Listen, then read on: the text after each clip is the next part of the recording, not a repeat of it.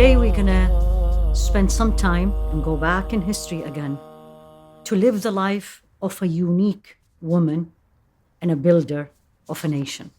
This one is a Sayyidah Zainab bint Jahsh. The uniqueness of her in many ways. Number one, she was a relative of Rasul alayhi salatu wasalam. Her mother was actually the aunt of Rasul alayhi salatu wasalam. All her families were Sahabis and high-rank Sahabis, including her sisters. The uniqueness about her is 5 things. Number one, not beautiful, but extremely beautiful, well known in her beauty. Number 2, very pious. And 3, very generous. 4, she worked. She had a business. But the business was, or the income from the business was given for donations. So Allah subhanahu wa ta'ala tested her in her personal life, as many of us get tested. But in which way?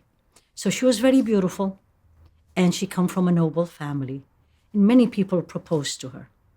But the Rasul alayhi salatu wasalam wanted her to marry Zayd ibn Al-Harith, his adopted son, which was the norm in that time before Islam changed that rule, where adoption is now changed to the child or the son keep their identity, but you raise them up. But at that point, he used to be called Zayd ibn Muhammad. She didn't want that.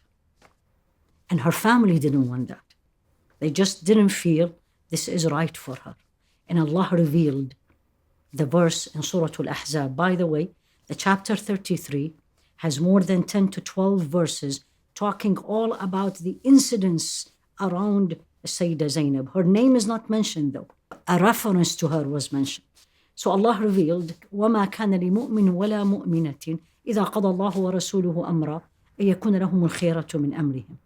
And this is for all of us. Whenever, and Allah said, no believing man or a woman have a choice when Allah subhanahu wa ta'ala decree a matter. She heard that. She said yes. She was not very keen about it. But Allah said, Ar-Rasul alayhi salatu wasalam ordered, سَمِعْنَا وَأَطَعْنَا. She married him. The marriage didn't last long, less than a year. And they didn't feel they are happy. And you read this, it's amazing when you read this story, as if we are living these days. So he divorced her. And then Allah subhanahu wa ta'ala rewarded her for obeying him and obeying Rasul alayhi salatu wasalam by deciding Allah to marry her to Rasul alayhi salatu wasalam. And the marriage actually was taken, meaning the actual ceremony, not the ceremony, the actual marriage itself was actually with Allah subhanahu wa ta'ala. And Allah said it in the chapter Al-Ahzaab, زَوَّجْنَاكَهَا. We married her to you. And some scholars says actually the Qur'an was the witness for that marriage. What an honor. So she married the Rasul alayhi salatu wasalam. And from the wives of Rasul alayhi salatu wasalam, there were 2 closer to him. One of them is she, Sayyidah Zainab. And of course the other one is Sayyidah Aisha. Now, look at her justice and speak the truth. Now Allah, another test. The test was to Sayyidah Aisha in the incidents of Al-Ifk, as we discussed. Now Rasul alayhi salatu wasalam came to Sayyidah Zainab, asking her, what do you think of Sayyidah Aisha? This is before the innocence of Sayyidah Aisha was revealed. And this is what she said. She said, I am not going to say anything that my ear did not hear or my eyes did not see. I don't know anything but good about her. Justice. She was a just woman. She was Allah-fearing woman. And as Sayyidah Aisha described her, and that tell you, truth always prevail. And Sayyidah Aisha said about her, the meaning of, I have never seen a woman more conscious of Allah subhanahu wa ta'ala, does act of worship as much as she does, generous as she is, keen about the relationship with her family, and so just as a Sayyidah Zainab. Now remember who's saying this. This is not her sister. This is the other wife of Rasul alayhi salatu wasalam. Tell you who was this woman. What she did actually, very generous and very pious. That's the next two things. She had her own, let's say, workshop or her shop where she actually made kind of a leather and she sell it, and then she donate everything completely to the poor. One of her names was the mother of the needy, Ummul Masakin.